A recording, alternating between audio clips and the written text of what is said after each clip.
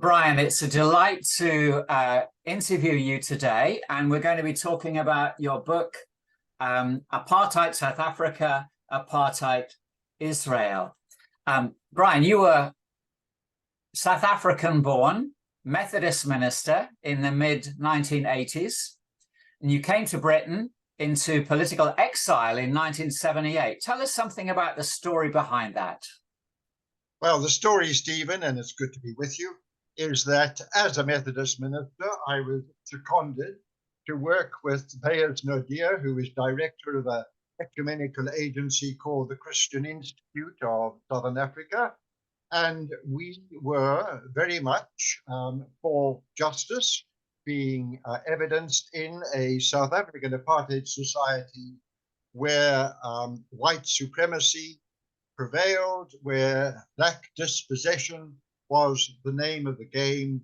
And by virtue of speaking out against apartheid, and certainly against the death, which became the martyrdom of the Black consciousness leader, Stephen Biko, who was part of our organization, I was banned, as was the Institute, closed down by government decree, and that lasted in banning terms for 13 years, and I sought exile in Britain, and I'm speaking to you from Britain now. Thank you. Well, based on your experience, you wrote your book, Apartheid South Africa, ! Apartheid Israel, in which you claim that the policies of the government of the State of Israel replicate in significant ways the policies which you call South Africans' grand apartheid. So two quick questions. What do you mean by the term grand apartheid, and what brought you to this conclusion? The initial inkling that there might be some replication came way back in 1970, when with a tour party, I was going to the Holy Land, as some would call it, and a Palestinian accosted me and said very forthrightly, discerning my accent as South African, "Oh, you are the whites who kill the blacks in the same way that the Israeli people kill us Palestinians." And I started to think about things in a new way by virtue of being thus confronted.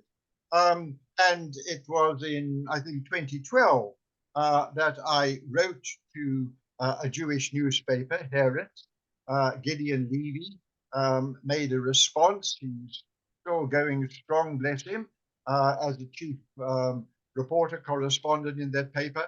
And I said, these are the reasons whereby I feel your Israeli state practices apartheid. And he picked up on that, published it, I think, on the front page. And of course, a bit of a storm broke above my head, and the accusations of anti-Semitism began from then. But I don't see myself as at all anti-Semitic. When our kids were in their teens, my wife and I took them to the Dachau camp in order to make it visible to them the product of racism, anti-Semitism in this instance, having such dire consequences for humanity.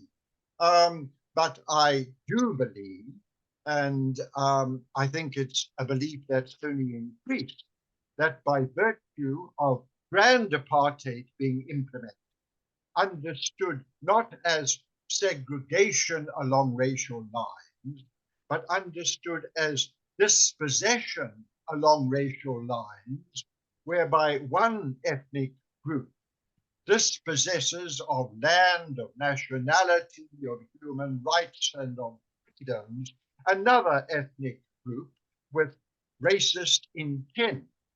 And I believe that definition of grand apartheid is applicable not only to my South African society of yore, but to Israeli society of today. Thank you. So just to summarize that, you're saying essentially is that apartheid is a racist, intentional, violent dispossession of one ethnic group by another ethnic group. And in South Africa, it was whites dispossessing the blacks. And you're saying that there's a similar ethnic dispossession of Palestinians suffering under the policies of the Israeli state. Is that right? That's right. And my book is a very detailed, it's lengthy, detailed comparison.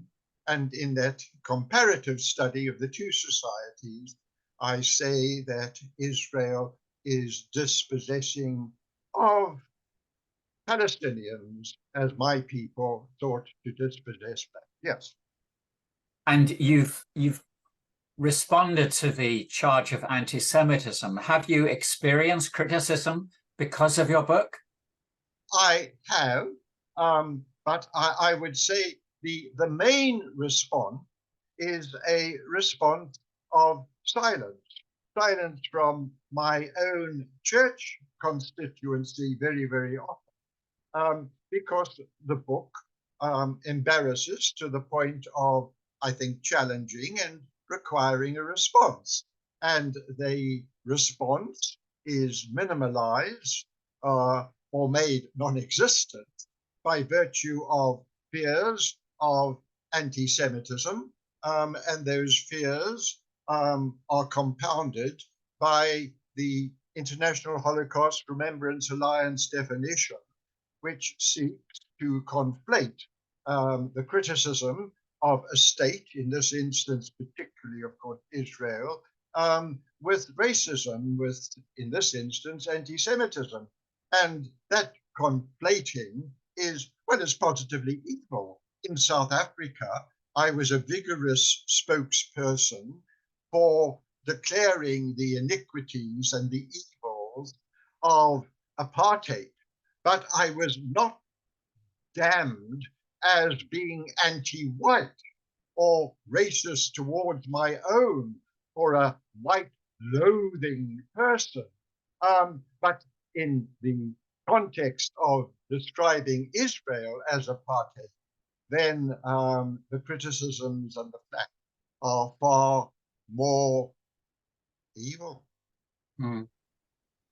Has it been a lonely journey for you from your time in South Africa, especially since you were forced into political exile? But has it been a lonely experience, and is it still? Do you still feel that now?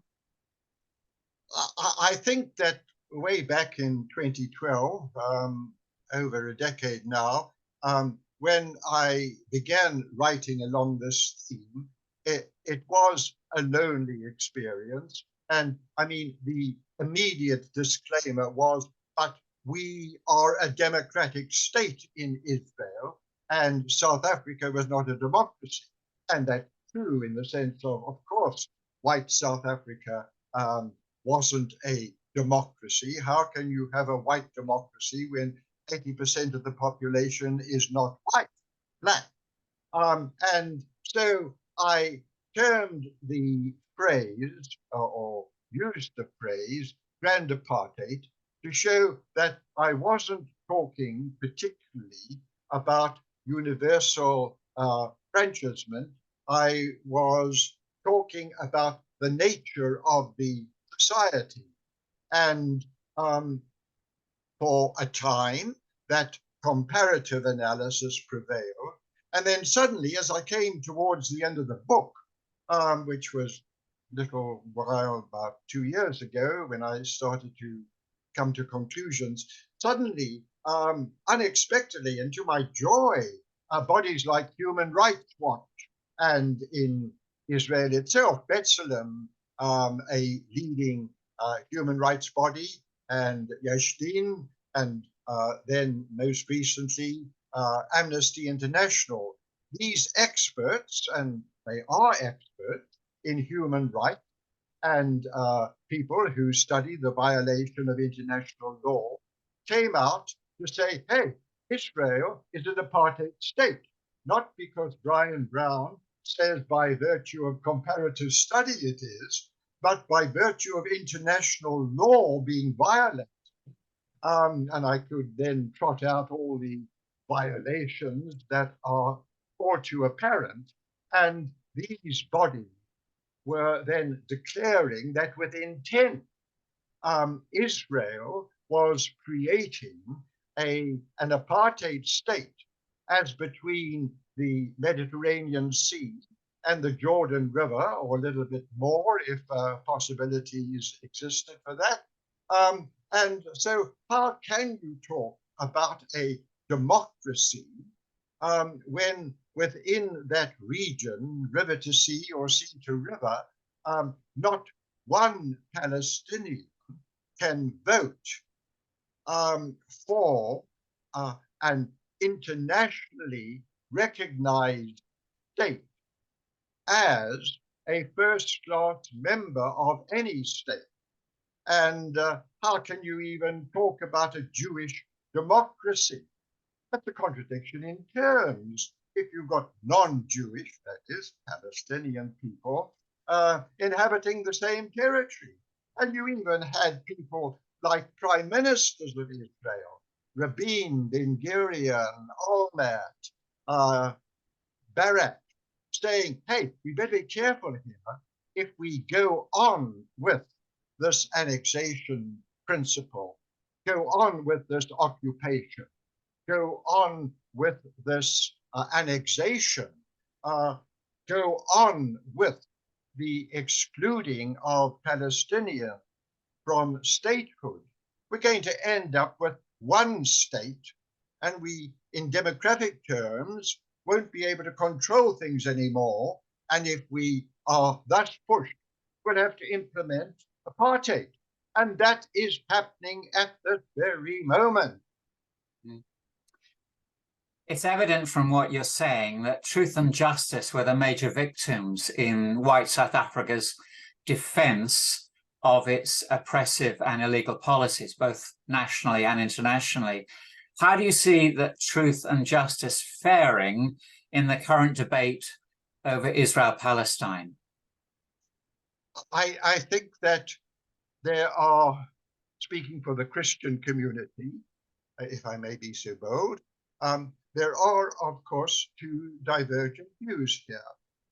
The one is the whole election thing, that we are, as Jewish people, exceptional, we are entitled, we are elected. Now, I find it fascinating that in my background, growing up in South Africa, the white Afrikaans-speaking Calvinist church said, we are elected, we are entitled, we are exceptional. The Lord fought for us. He fought for us at the Battle of Blood River. He conferred a victory, white against Zulu black, in December the 16th it was, 1838.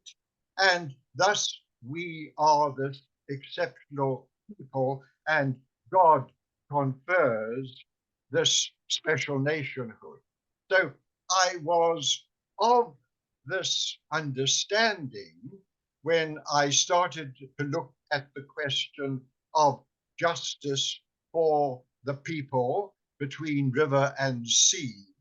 And I realized that those of us who came at the issue from the perspective of the justice call of Jesus Christ, and who saw that as the determinative factor in our theologizing and in our understanding of the Holy Land, those of us who had that perspective were at variance with those who went down the election road.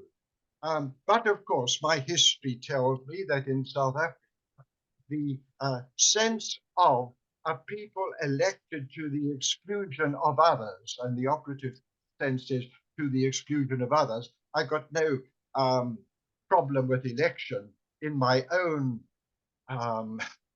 arrogant way. I feel I was elected to be a minister of God in the Church of Jesus Christ. Wow, that sounds pompous, and that sounds entitlement. But no, it an election which isn't to the detriment of others. And justice is our call, and justice is certainly the way that followers of the Lord Jesus pursue the kingdom of God. Thank you, Brian. That's really helpful. Let me ask one final question.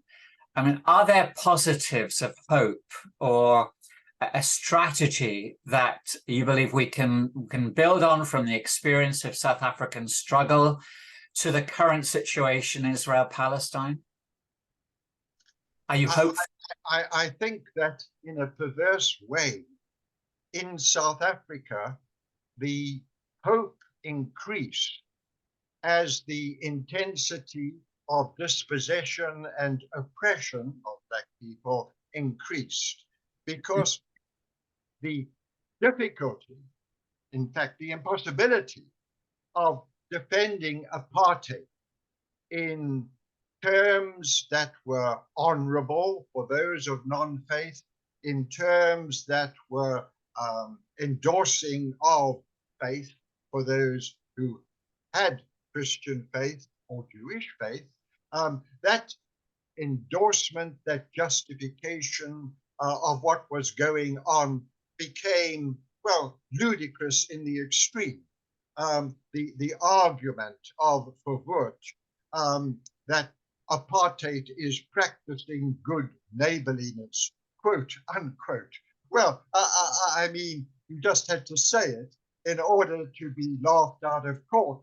So this is happening in Israel today, and it's going to increase. I mean, I was in a meeting at the Methodist Conference a week ago when it was said by a rabbi for human rights that the two-state solution must be pursued with special vigor now. But there is no two-state solution. The Prime Minister, Netanyahu, who is not a new political kid on the block, but has been around seemingly for eternity, he has declared that there will never be a Palestinian state between the river and the sea, that no Jewish settler, who we know to be illegal, will ever be required to go home because they are at home, that the new Zionist is a Zionism of land of Israel, all of that territory being Israel. And so how do you defend that two-state solution coherently? You can't. We are into the Zionist brought about situation of a one state. And the name of the game is equality and justice. And without it, the Jenin-like refugee onslaught that has prevailed while we speak will only continue. So in a perverse sort of way, the way in which Zionism is creating a one-state solution, you believe will lead to pressure being put on Israel for that one state to be truly democratic. I think that's what you're suggesting. I think that that's what I'm saying in two ways. One is the discrediting of a two-state solution is surely now apparent. Oh, I know there are still Western powers, including one called Britain, that is bringing out that statement. But it is easily refuted. It is easily written. And what I'm saying is that by virtue of demographics, there is arising this one state, if you like, or one territory, devoid of any Palestinian state, of any Palestinian self-determination, which means that with demographic offering such a vast number of marginalized, dispossessed, people, Palestinian. How can you go on with such a defense? It's an impossibility. Thank you so much. And if folk want to get hold of your book, Apartheid South Africa, Apartheid Israel, it's published by Church in the Marketplace Publications. How can they get hold of a copy? If you do a Google and you look for Apartheid South Africa Israel.com, and the guy's called Brian J. Brown. He's a washed-up Methodist minister, and he would delight in your buying the book. It costs £12, and throw in £4 for postage, and using the PayPal system, the book should arrive within days of your applying for it. It's a long read, but I don't believe it's been refuted yet, but I think it's been much affirmed since. I'm looking at the website now. It's very impressive. There's lots of information about the book and the comparison between South Africa and Israel. I've got some marvelous graphics on there. It's www.apartheid-southafrica-israel.com. Thank you so much for allowing me to interview you today, Brian. Thank you, and God bless you. Thanks, my friend. All blessings on you, and thanks for what your ministry is.